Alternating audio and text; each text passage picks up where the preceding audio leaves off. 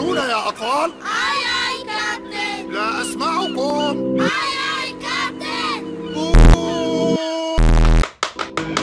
من يسكن البحر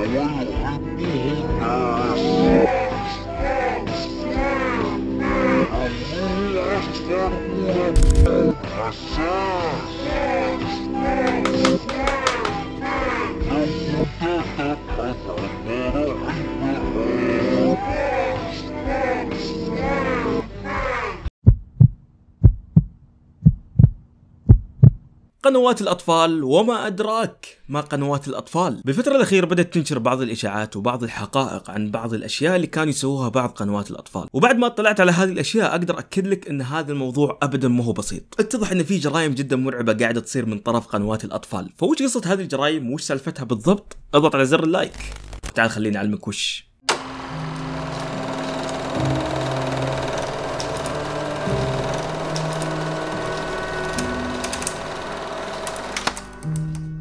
اتوقع ان اغلب اللي قاعدين يتابعون الفيديو الحين في يوم من الايام قيد تابعتوا قناه من قنوات الاطفال، وكلنا نتذكر قنوات الاطفال لان الشيء مغروس في عقلك، شيء صعب انك تنساه. قناه نيكلوديان، قناه كارتون نتورك، واكثر من قناه كانت قاعده تقدم هذا المحتوى، وكان عندهم برنامج اسمه دورة.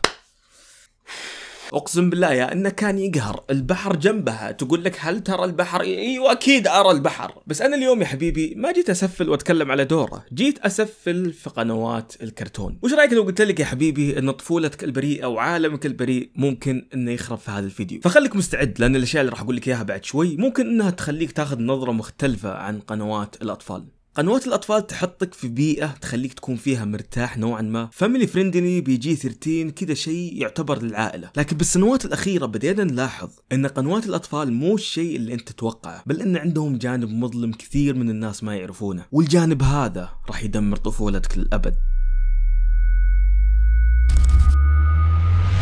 راح أبدأ وأدخل في الموضوع على طول وما راح أطول عليكم، وأول قناة راح أتكلم عنها اليوم اللي هي قناة نيكلوديان. قناة نيكلوديان تعتبر واحدة من أشهر القنوات الموجودة في عالم الكرتون. يعني لك أن تتخيل أنها قدمت سبونج بوب، أفاتار، جيمي نيوترون، داني الشبح، وأشياء مرة كثيرة. يعني لو حقت أتكلم بس على أفلام الكرتون اللي سووها يا حبيبي بأقعد أسبوعين قدام. فما في أي شك أن قناة نيكلوديان قدمت واحد من أرهب أفلام الكرتون على مر التاريخ. لكن قبل فترة وأنا قاعد أبحث عن نيكلوديان لاحظت أن عندهم صارت جريمة جدا كبيرة، والجريمة هذه صارت لأحد الممثلين. والممثل هذا يا عزيزي المتابع ما كان شخصية كرتون، يعني كان فويس أكتر، لا، هذا الشخص كان أحد الأشخاص اللي كانوا موجودين في المسلسلات الواقعية اللي يقدموها نيكلوديان. وأنا أتكلم يا عزيزي المتابع عن دريك بيل.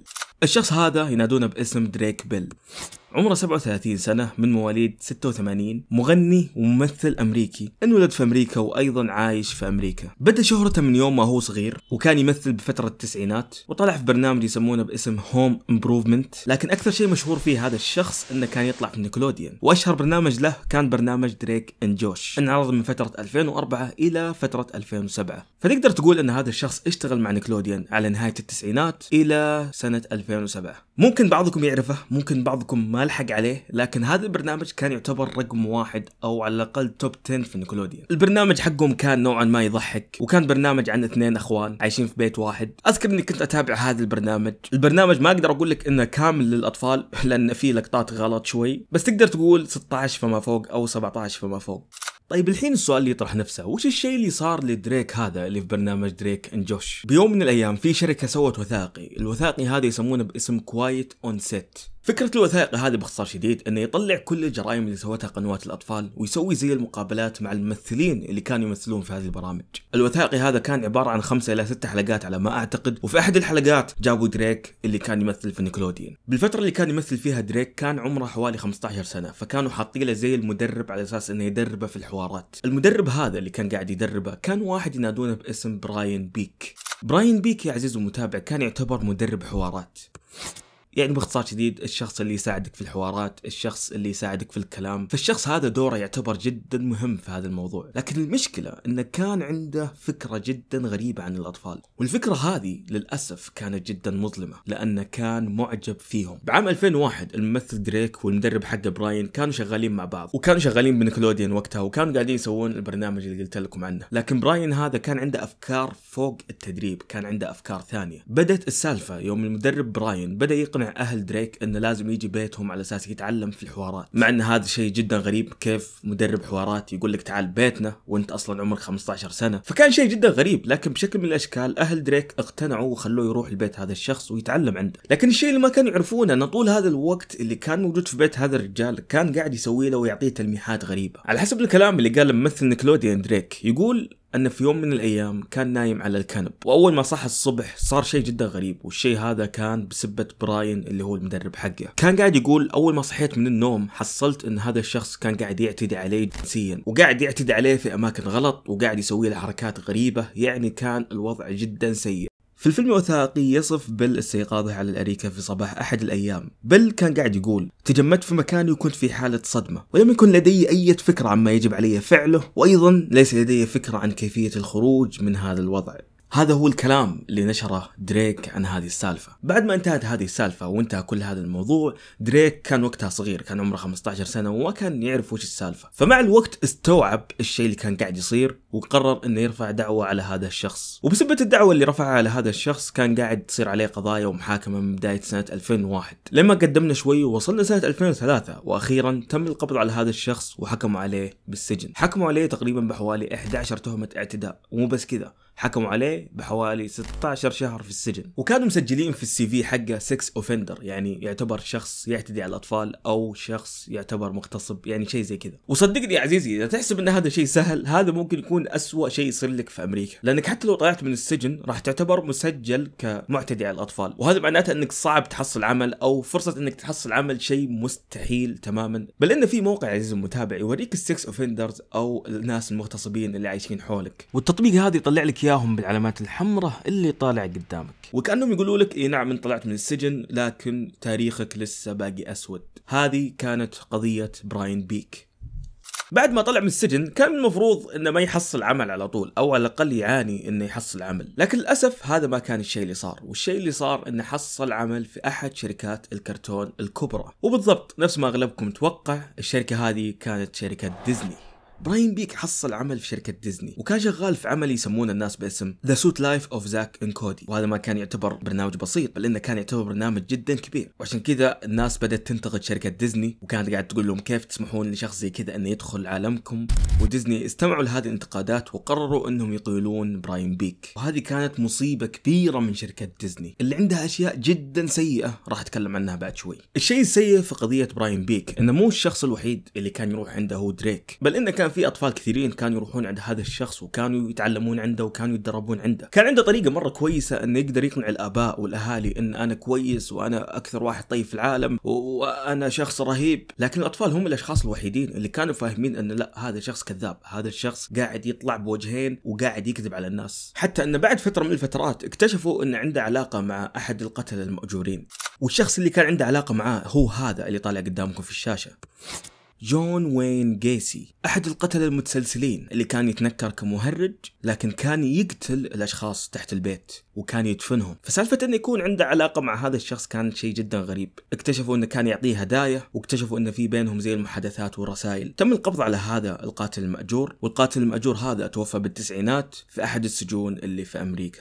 طيب السؤال يطرح نفسه، بعد ما طلع هذا الشخص من السجن وش اللي كان قاعد يسويه؟ راح اقول لك يا عزيزي المتابع ان هذا الشخص عنده علاقات مره قويه، فوضعه كان تمام، وضعه ما كان سيء زي ما الناس كانت تتوقع. قدر انه يحصل عمل، وقدر انه يروح ويقابل بعض الاشخاص. بعد مرور السنين وبعد ما وصلنا بالفتره الحاليه، دريك يقول انه قابل هذا الشخص في احد المطاعم، ويوم راح وقابله بالصدفه لاحظ انه كان قاعد في طاوله اكل نفس الطاولات اللي يحطونها في المطاعم، والاشخاص اللي قاعدين حوله كان مجموعه كبيره من الاطفال. فدريك كان يتوقع ان هذا الشخص ما وقف الاشياء اللي كان قاعد يسويها، وهذا يوريك قد ايش ان المجال هذا جدا غريب، وان اغلب قنوات الاطفال فيها اشخاص زي كذا. بسنه 2024 اتوقع اني وريتكم بالفيديو اللي راح قد ايش ان في مشاهير كثيرين انفضحوا. بدات تطلع لنا فئه غريبه يسمونها الناس باسم البوديفايل، وهذول الفئه باختصار شديد يحبون الاطفال، بل انهم يبحثون عن الاماكن اللي يتواجد فيها الاطفال. فوين افضل مكان تبحث فيه عن الاطفال؟ اكثر من قنوات الاطفال. حتى ان في صحيفه ينادوها الناس باسم نيويورك بوست، اتوقع انكم قد سمعتوا فيها.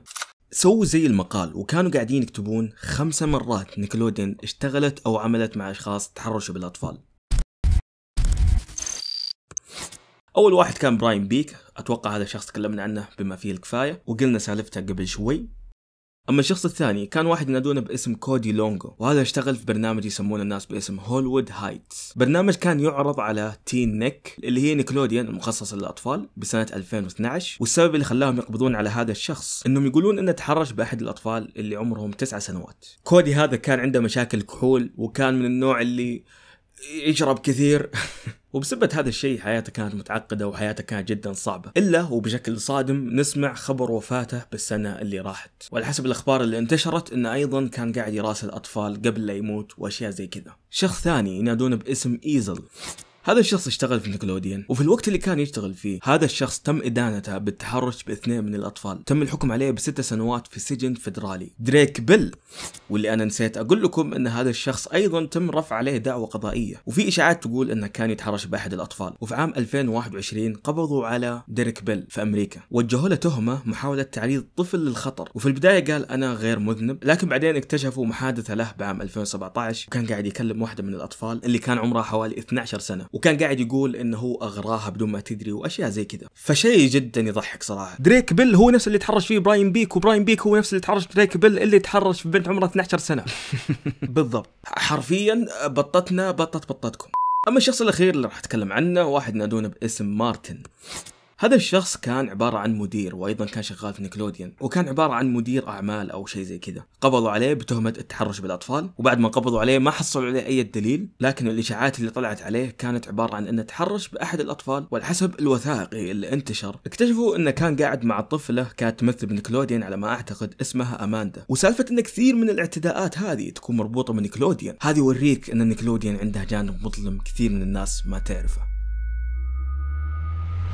صراحة الموضوع كان جدا صادم. بعد ما سويت الفيديو هذا وقاعد اقول لكم ان دريك هو الضحية وهو الشخص المسكين، توني وانا قاعد اسوي هذا الفيديو اكتشفت ان حتى هو متحرش باحد الاطفال. طيب وقاعد ادافع عنك انا، طيب شكلي طالع غبي. سالفة دريك بيل ما هي السالفة الوحيدة اللي انتشرت، اكتشفت مع الوقت ان في سواليف اخطر من السالفة هذه بكثير. واذا كنت تتساءل طيب مين هو الشخص هذا اللي جاب ام العيد؟ مين هو هذا الشخص اللي سبب ضجة في نيكلوديان؟ راح اقول لك ان الشخص هذا اسمه كريس سافينو.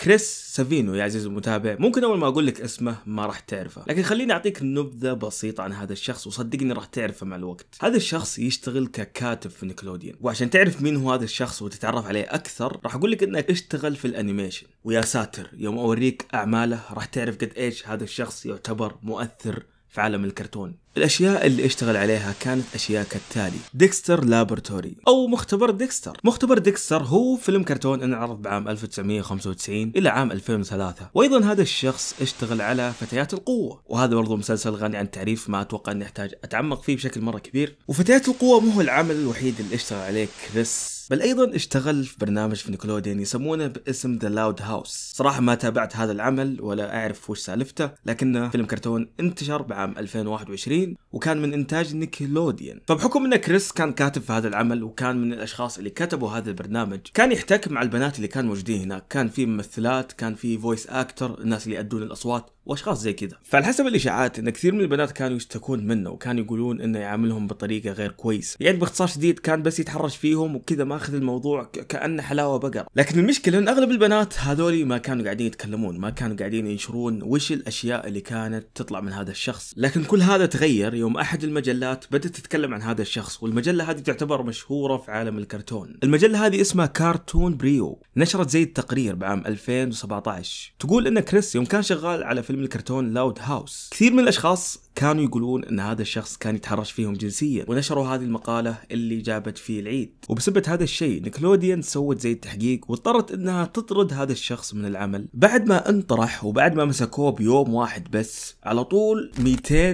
بنت طلعت تتكلم عن هذا الشخص. فكل هذول الاشخاص طلعوا يتكلمون عن هذا الشخص، فاكيد في شيء غلط، اكيد تحس ان الموضوع ما يطمن. وعشان كذا كثير من الناس كانوا يقولون ان نيكلوديان بدأت تتغير، او كثير من الناس كانوا مستائين من نيكلوديان. قناة نيكلوديان ما كان المفروض تكون زي كذا، قناة نيكلوديان ما كان المفروض انه يكون اسمها مربوط بالناس المتحرشين. بس بشكل من الاشكال سواء في التسعينات سواء في بداية الألفية سواء بوقتنا الحالي ما زلنا نسمع كثير من الاشياء اللي منتشره عن نيكلوديان. وبكذا صراحه الواحد راح يبدا يسال نفسه، هل نيكلوديان مكان كويس للاطفال؟ الفكرة المنتشرة عن ان المكان يكون كويس للاطفال انه يكون مكان فاميلي فريندلي او يكون مكان مناسب للعائلة، وعشان كذا يوم تقول لي كرتون مخصص للاطفال او برنامج مخصص للاطفال على طول اتذكر بارني. صراحة هذا اكثر واحد مناسب للاطفال شفته في حياتي. يعني يا حبيبي وش تبغى احسن من كذا؟ ديناصور بنفسجي ولا يرقص بعد، قد شفت شيء ارهب من كذا؟ اتحداك لا تحاول ما بتحصل. فالإجابة يا عزيزي المتابع ان افلام نيكلوديان بعد ما رجعت وتابعتها صراحة مو كلها تنفع للاطفال، لكن تقدر تقول انها مقبولة. يعني ما هي الشيء الخطير او الشيء الغلط اللي اذا تابع الطفل راح يجيب في العيد. لكن المشكلة مو في الشخص المتابع اللي يشوف التلفزيون، المشكلة في بيئة العمل، والمشكلة في الاطفال اللي كانوا يمثلون هذه البرامج. بعد كل هذه القضايا اللي شفتها اقدر اقول لك ان صراحة الموضوع ما يطمن. يعني الموضوع ما هو 100%، انت وحظك، ما في حل وسط. يا يجيك بيئة عمل كويسة يا يجيك واحد 40 يعزمك بيتهم نفس اللي صار قبل شوي. فالموضوع غريب صراحة، وانا بيني وبينكم ما اضمن الاشخاص الموجودين خاصة اللي موجودين برا. والسالفة ما توقف على نيكلوديان. تحسب خلصنا؟ لا يا حبيبي ابدا ما خلصنا. اليوم جاي انسيك شيء اسمه طفولة يا حبيبي. طفولتك هذه حتتقطعوا تقطيعا. فاتمنى انك تكون مستعد لان في قناة انتم تحبونها برضو جابت العيد. والقناة هذه يا عزيزي المتابع هي قناة كارتون نتورك. قناة كارتون نتورك يا عزيزي المتابع اتوقع انها غنية عن التعريف. ما اتوقع ان في طفل ما يعرف هذه القناة او على الاقل عاش وشاف وش قصة هذه القناة. يعني لك ان تتخيل ان القناة هذه قدمت لنا اشياء نفس جامبل اللي صراحة كان عنده شطحات بنت لذينة، واحيانا فجأة كذا يبدأ يتكلم ويقول كلمات فيها شطحات. ربما هو يوم جمع القمامة. هذا يعني أنهم سيأخذونك. اوكي ادري وش راح تقول، الذبة مش ولا بد، بس يا اخي على ايامنا كانت بنت لذينة. ولا ادفنشر تايم او وقت المغامرة اللي كان مرة رهيب. وايضا كورج الجبان، صراحة لازم اذكر هذا فيلم كرتون كان اقسم بالله يسبب رعب. فالقناة هذه صراحة تعتبر واحدة من القنوات الاسطورية، تأسست بعام 1992 ولين يومك هذا مر عليها 31 سنة. المهم احد الاشخاص اللي كانوا شغالين في هذا المكان جاب العيد، وحرفيا جاب ابو العيد. الشخص اللي حنتكلم عنه اليوم كان يعتبر احد الاشخاص اللي اشتغلوا على احد الاعمال اللي صارت في كارتون نتورك، وهذا الشخص ينادونه باسم سكايلر بيج. سكايلر بيج يا عزيزي المتابع كان شغال في قسم الفن اللي موجود في كارتون نتورك، وايضا كان كاتب وايضا كان ممثل. واذا كنت تتساءل عن العمل اللي كان شغال عليه راح اقول لك انه كان شغال على كلارنس. كلارنس هو برنامج يتكلم عن هذا الشخص اللي طالع قدامكم، انعرض بسنة 2014، كان في منه 3 مواسم. والبرنامج عبارة عن هذا الشخص اللي اسمه كلارنس، وبرضه كان عنده صديقين، صديق مرتب نوعا ما وصديق تقدر تقول مجنون نوعا ما. ففيلم الكرتون هذا سواه او اشتغل عليه سكايلر بيج، او بالاصح هو الشخص اللي سوى كلارنس بالتحديد. المهم يا عزيزي المتابع بيوم من الايام نسمع خبر جدا صادم عن احد الاشخاص اللي كانوا شغالين مع هذا الشخص، والشخص اللي فضحه او الشخص اللي كان قاعد يتكلم عنه كان بنت اسمها إيميلي. إيميلي هذه حرفيا دخلت تويتر كذا، جابت جوالها وقامت تجلد هذا الشخص جلد مو طبيعي. هذا متحرش، هذا نصاب، هذا فيه كذا، حرفيا ما خلت اي شيء. وتذكرون الصحيفة اللي تكلمت عنها قبل شوي اللي هي صحيفة كارتون بريو اللي فضحت خوينا قبل شوي اللي كان في نيكلوديان؟ برضو كانت اول صحيفة تتكلم عن هذا الخبر. واذا كنت تتساءل طيب مين هي إيميلي اصلا، راح اقول لك انها هي هذه البنت اللي طالعه قدامك في الشاشة. ما عندها ظهور كبير في السوشيال ميديا، لكن كانت تشتغل في كارتون نتورك بيوم من الايام. طيب وش الكلام اللي كتبته إيميلي وخلت هذا الشخص ينطرد من العمل؟ البنت هذه حرفيا كتبت الكلام التالي: لقد حدثت لي هذه الكارثة التي يتحدث عنها الجميع بشأن سكايلر بيج. يمكنكم التوقف عن ملاحقة أصدقائي للحصول على دليل، والحساب كان حساب إيميلي. يعني باختصار شديد كانها قاعدة تقول ان الأخبار والإشاعات المنتشرة نعم فعلا صارت، هذا الشخص يعتبر شخص خطير. فكارت نتورك أول ما سمعوا هذه الأخبار كرشوا هذا الشخص وطردوه من العمل على طول. والشيء اللي كثير من الناس ما تعرف عن هذا الشخص انه مو بس اشتغل على كلارنس، بل انه اشتغل على افلام كرتون ثانيه ايضا كانت موجوده في كارتون نتورك. واتوقع انكم راح تنصدمون يوم تعرفون وش اشتغل عليه هذا الشخص اللي هو وقت المغامره. كان فيلم كرتون يتكلم عن شخصين، وحرفيا انا ختمت المسلسل هذا تختيم. المسلسل يتكلم عن فين اللي هو البشري، وجيك اللي هو اخوه لكن هو في نفس الوقت كان كلب. كيف انسان وكلب كانوا اخوان؟ صراحه لا تسالني. المسلسل عشوائي بشكل مو طبيعي، يعني حرفيا في شخصيه عباره عن دونات بس عنده شنب ومرتب ويلبس طقم احسن مني ومنك. فوش قصة هذا المسلسل؟ لا تسألني صراحة، مرة عشوائي لكنه رهيب. لكن بعد هذه الادعاءات، الشخص هذا اللي سوى كليرنس وايضا سوى وقت المغامرة في الكرتون الشهير، اضطروا انهم يوقفونه، او بالاصح اضطروا انهم يطردونه بسبب الاشياء اللي سواها. طبعا لحد الان غير واضح وش الاشياء اللي سواها بالضبط، لكن هذا الخبر اللي انتشر بذيك الفترة. وتحسب خلصنا؟ لا يا حبيبي، ابدا ما خلصنا. في واحد ثاني برضو شغال في كارت نتورك انتشر عنه هذا الموضوع، وانتشر عنه اشياء ممكن اسوأ من سكايلر بيج. والشخص اللي حنتكلم عنه يا عزيز المتابع شخص ينادونه باسم جاستن رويلاند. جاستن رويلاند يا عزيز المتابع كان فويس اكتر ومنتج، يعني باختصار شديد كان من الاشخاص اللي يشتغلون على افلام الكرتون. انولد بالثمانينات وعمره 44 سنه، وكان شغال من سنه 2004 لين يومنا هذا. فالشيء اللي صار يا عزيزي المتابع انه بعام 2012 شركه كارت نتورك قررت انها تسوي احد البرامج المشهوره، والبرنامج هذا اتوقع ان كلكم تعرفونه او على الاقل قد سمعتوا فيه، اللي هو ريك اند مورتي. الموضوع صراحه معقد شوي، لكن كارت نتورك لها علاقه بشركه يسمونها باسم ادولت سويم، وشركه ادولت سويم هذه تسوي برامج للكبار تقدر تقول او زي كذا. فكانوا مسوين برنامج ريك اند مورتي اللي كفيلم كرتون بعض الناس يحسبونه للاطفال، لكن اقول لك يا حبيبي واو، ترى ابدا ما هو للاطفال. المهم فكره البرنامج انهم يسافرون عبر الزمن او انهم يسافرون عبر الفضاء، اشياء زي كذا. فالشيء اللي صار عزيز المتابع ان جاستن رويلاند هذا بالتعاون مع احد الاشخاص قدر انه يسوي برنامج ريك اند مورتي. بذيك الفتره يا عزيز المتابع في احد البنات اللي كان يواعدها بذيك الفتره واللي ما طلعوا اسمها، وهذه البنت اللي كانت معاه كانت قاعده تقول انه كان قاعد يضربها وكان قاعد يعتدي عليها وكان قاعد يسوي لها زي الدوميستيك ابيوز. ومعنى هذا الشيء انه كان قاعد يعنفها او انه كان قاعد يضربها، تقريبا شيء من هذه الاشياء. رفعت عليه القضيه هذه وصلت للمحكمة، لكن يوم وصلت هناك الأدلة ما كانت واضحة. البنت هذه ما كان عندها أدلة زي الناس، فالمحكمة باختصار شديد قررت أنها توقف هذه القضية، وقررت أنها تطلع هذا الشخص براءة وتنفي هذه القضية. وبسبب هذه الادعاءات اللي كانت طالعة عليه، شركة كارت نتورك للكبار اللي هي أدولت سويم قررت أنها تسوي زي التحقيق الخاص. نتائج هذه التحقيق أكدت أن هذا الشخص كان عليه ملاحظات وكان يتحرش بعض البنات الموجودين هناك. الشخص هذا انطرد من ريك مورتي وانطرد من أكثر من عمل كان قاعد يشتغل فيه في المستقبل. فمن بين كل الاشخاص صراحه اللي موجودين في هذا الفيديو، هذا هو اكثر شخص ممكن تقول ان الموضوع 50-50، ما في شيء اكيد عليه، بل ان اغلب الاشياء اللي قاعده تطلع عليه مجرد اشاعات. وبعد ما انتهينا من سالفه نيكلوديان وايضا انتهينا من سالفه كارت نتورك، جاء الوقت يا عزيزي المتابع ان نتكلم عن احد الشركات الكبيره اللي تسوي الكرتون. وحاب اشكر ليف وايضا ترتل من فريق التحريات لانهم ساعدوني مره كثير عشان اسوي هذا الفيديو. والشركه اللي ابي اتكلم عنها هي شركه ديزني.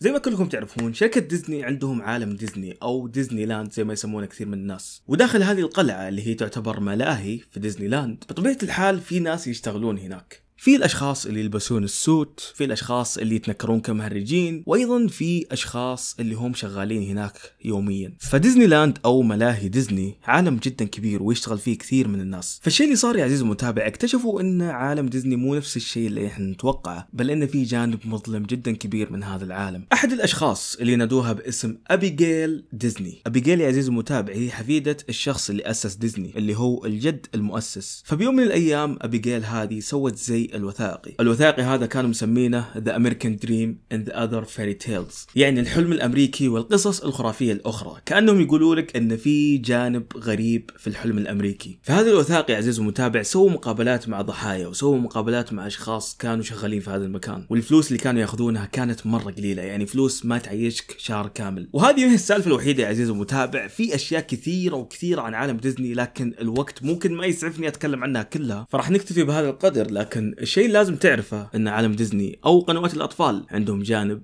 جدا مظلم.